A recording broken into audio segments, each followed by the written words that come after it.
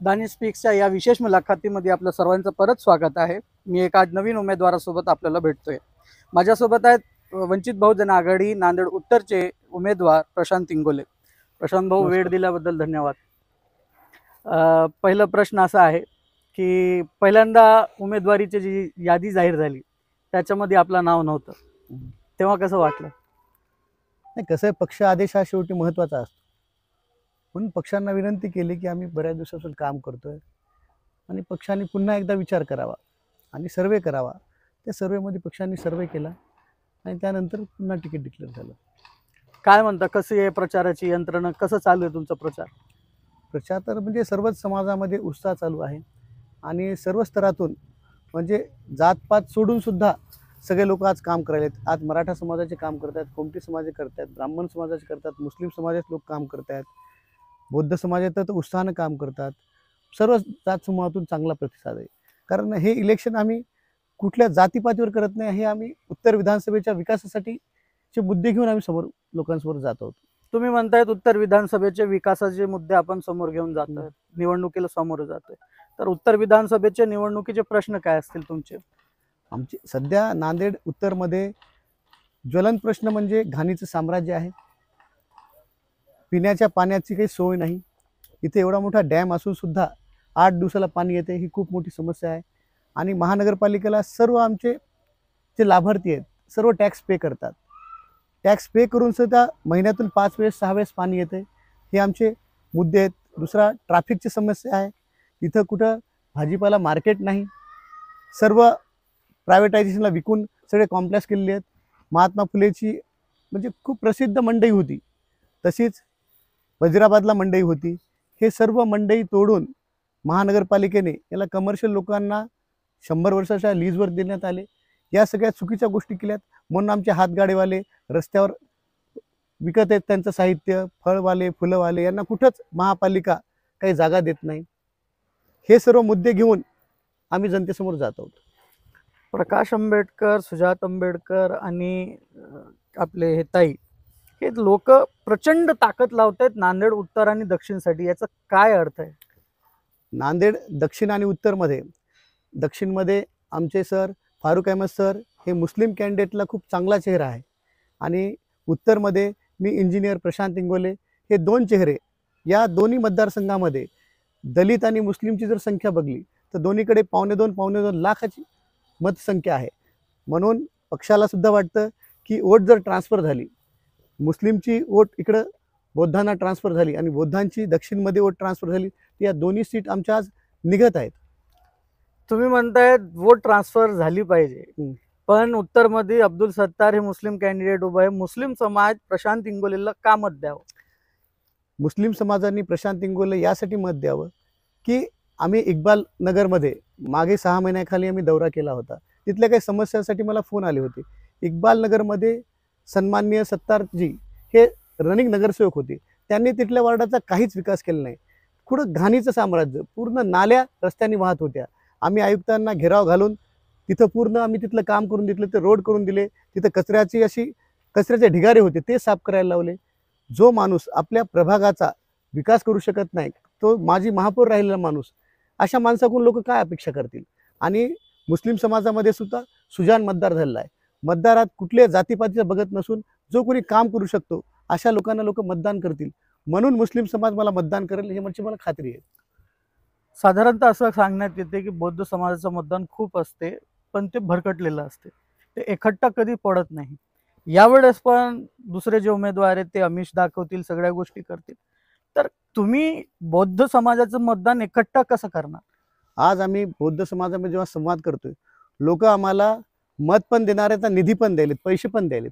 असा एकमेव समाज मला वाटतो की जो मतदान पण द्यायला आणि पैसे पण द्यायला आहे. जे लोक खिशातले पैसे देतात त्यांना वाटते की आमचा उमेदवार निवडून येऊ शकतो, कारण इथं आमचं संख्याबळ आहे. त्या संख्याबळाच्या बरोबर सर्व बौद्ध समाज, तुम्ही जे म्हणताय तुमच्याकडे म्हणजे चुकीची इन्फॉर्मेशन आली. बौद्ध समाज हा आंबेडकरी विचाराला मानणारा आहे आणि तो स्वाभिमानी आहे आणि उत्तरमधला पूर्ण स्वाभिमानी मतदार आहे. तो कुठल्या आमिषाला कोणाच्या बळी पडणार नाही याची आम्हाला खात्री आहे. पैशाचा वापर खूप होतो निवडणुकीत, त्याच्यावर तुमचं कसं म्हणणं आहे? आता बघा, पैशाचा वापर ज्यांना त्याचा प्रश्न आहे आणि त्यात कोण काय करायला आपण हे बघण्यापेक्षा आम्ही काय करतोय आणि पैशाचा वापर करीत असतील, पण ते प्रशासन बघेल. प्रशासनाने आम्हाला काही निधीचं खर्चाची मर्यादा दिलेली आहे, म्हणून आम्ही त्यावर काही बोलणार नाही. तर त्याचा त्याला प्रश्न आहे. तुम्हाला काय वाटतंय की भारतीय व्यवस्थेत निवडणूक हे विषय फक्त पैसा याच्यावर झालेला आहे का? नाही नाही, निवडणूक विचारधारा, तुमची विचारधारा काय, कोणती काय पार्टीची विचार, उमेदवाराची काय स्वप्न आहेत मतदारसंघाविषयी किंवा मतदारसंघातल्या काय अडचणी आहेत, त्या अडचणी जर सॉल्व्ह करण्याच्या मुद्द्यावर आपण इलेक्शन लढलं पाहिजे हे आम्हाला वाटतं. साधारणतः नांदेडमध्ये एक चर्चा चालू आहे की मुस्लिम समाजाचा कॅन्डिडेट निवडून येईल, मराठा समाज आणि दुसऱ्या समाजांमध्ये वोट कटिंग खूप आहे, सरळ पद्धतीने मुस्लिम समाजाचा कॅन्डिडेट निवडून येण्याची शक्यता आहे, त्याला तुम्ही कसं बघता? नाही, तसं तर आहे. परिस्थिती आहे की कसं लोकसभा आणि विधानसभा सोबत आहे. जर मराठा आणि मुस्लिम एकत्र वोटिंग झाली तर मुस्लिम समाजाचा कॅन्डिडेट निवडून येऊ शकतो, अशी परिस्थिती आहे. पण आम्ही आमचं पूर्ण दारोदार आमचं एकट्टा मतदान आहे बौद्धांचं, आणि आम्हाला ओबीसींची सर्व समाजातून मराठा समाजाची, कोमटी समाजाची, सर्व समाजाची आम्हाला साथ मिळते. म्हणून आम्हाला तर असं वाटत नाही, विजय तर आम्हाला आज निश्चित आमचा वाटतोय की वंचित बहुजन गॅस सिलेंडर सर्व समाजाचे लोक आज मतदान करणार. म्हणून मी तुम्हाला सांगतो की आज किती तारीख आहे? 11 तारीख, 23ला रिझल्ट आहे. मी आज सांगतोय की आज आम्ही निवडून चाललोय. निवडून चाललंय, हो. इतका कॉन्फिडन्स? इतका कॉन्फिडन्स, कारण लोकभावना तशी. आम्ही ज्या ज्या वार्डात जातोय त्या लोकांमध्ये पोहोचतोय, तर लोकांमधला एवढा उत्साह बघून आजच आम्हाला वाटतं की आमची सीट विनिंग झाली. दक्षिणमध्ये तीच परिस्थिती आहे. दक्षिणमध्ये आमचे फारुखभाई आज निवडून चाललेत, आणि उत्तरमध्ये प्रशांत इंगोले, दोन्ही वंचित आघाडीच्या सीट निवडून चालले आहेत आज. म्हणजे नांदेडमधून वंचित आघाडीला 2 आमदार भेटतील? तसं नाही, नांदेडमध्ये 9 विधानसभा आहेत. आम्ही 9 विधानसभा लढल्या, त्या 9चे पण रिझल्ट तुम्हाला आश्चर्यकारक दिसतील. खूप अँबिशियस आहेत प्रशांत भाऊ तुम्ही. नाही ना, श्रद्धे नेते बाळासाहेब आंबेडकर, सुजातभाई आंबेडकर, अंजलीताई आंबेडकर, सर्व आंबेडकर परिवार आज खूप चांगल्या रीतीने मैदानात उतरला आहे. त्यांनी खूप सपोर्ट करत आहेत आम्हाला, म्हणून. आणि समाज भावना सुद्धा एकवटलेली आहे. जो मागच्या वेळेस होता मुद्दा संविधानाचा, तो मुद्दा आज राहिलेला नाही. आज विकासाच्या मुद्द्यावर हे इलेक्शन्स होणार आहेत. माझे काही रॅपिड फायर क्वेश्चन आहेत प्रशांत भाऊ. तुम्हाला जे तुमच्या मनात आलं पहिल्यांदा ते उत्तर द्यायचंय. सर्वात आवडणारं नेतृत्व? श्रद्धे नेते बाळासाहेब आंबेडकर. सर्वात आवडणारी पुस्तक? डॉक्टर बाबासाहेब आंबेडकरांची जी लिहिलेली पुस्तकं आहेत ती मला सर्व आवडतात. सर्वात आवडणारं घोषवाक्य? जा तुमच्या घराच्या भिंतीवर लिहून ठेवा की तुम्हाला राज्यकर्ती जमात बनायची आहे. राज्यकर्ती जमात हे बाबासाहेबांचं कोटेशन आहे. अशोक चव्हाण? बोलण्यासारखं काही नाही त्यांच्याविषयी. नरेंद्र मोदी? नालायक पर्सन. मिलिंद देशमुख? मिलिंद देशमुख मित्र आहे माझा. बालाजी कल्याणकर? तो पण मित्र आहे माझा. तुम्ही निवडणूक लढताय यांच्या विरोधात आणि सांगतायत मित्र आहे म्हणून. अरे मित्र राहू शकत नाहीत का? इलेक्शन लढले म्हणजे काय आले? मित्रत्वात इलेक्शन लढतात ना सर्व. सर्व माझे मित्र आहेत. अब्दुल सत्तार? त्यांचा माझा परिचय नाही तेवढा, पण ते एक बोगस नेतृत्व आहे, कारण त्यांनी काहीच विकास त्यांच्या वार्डात केला नाही. मी ज्यावेळेस त्यांच्या वार्डात गेलो तर त्यांच्यात का लोक निवडून देतात मला हेच कळालं नाही त्यांना.